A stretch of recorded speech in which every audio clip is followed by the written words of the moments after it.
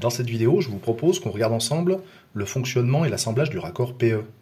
Le raccord PE, raccord polyéthylène, c'est ce qui va nous permettre de faire la liaison entre les tubes en matière plastique, en polyéthylène, et un réseau qui sera équipé de filetage.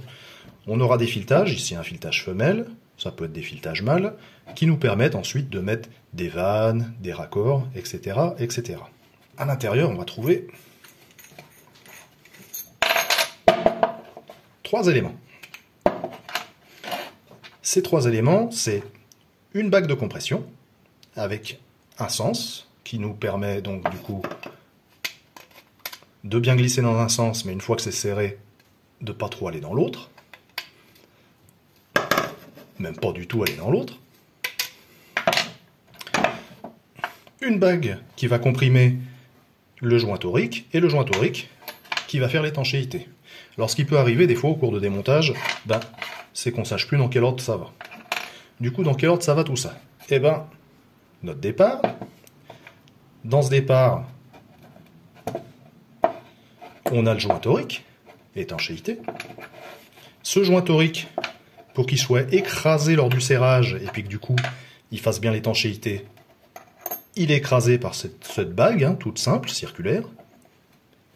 Et ensuite, l'ensemble, pour pas qu'il puisse glisser, se sauver du polyéthylène, il a une bague de compression avec des petites encoches. Alors je sais pas si on voit très bien sur la vidéo, mais déjà 2 choses. Cette bague, elle est conique. Donc, dans quel sens va le cône? Comme ça, tout bêtement, la bague de serrage là, qui est là, elle a une portée conique là, dans le creux. Ce cône, il va aller dans l'autre cône. Voilà, de manière à ce que ça s'ajuste bien. Si on le met à l'envers, ça ne fonctionne pas. Ça fonctionne encore plus mal du fait que là, il y a des petites dents qui permettent d'aller dans un sens et pas dans l'autre. Donc, si ça va comme ça, je le remets là-dedans. Le cône regarde du coup vers nous. Et la bague, elle va là. Et du coup, le plus simple, en fait, pour enfiler ces raccords, c'est pas de s'amuser à tout démonter et à placer tantôt cet écrou de serrage, la bague 1, la bague 2, le joint torique, et d'essayer d'assembler tout ça. C'est vite galère. Ce qu'il faut, c'est faire ce qu'on vient de faire, c'est-à-dire tout recomposer.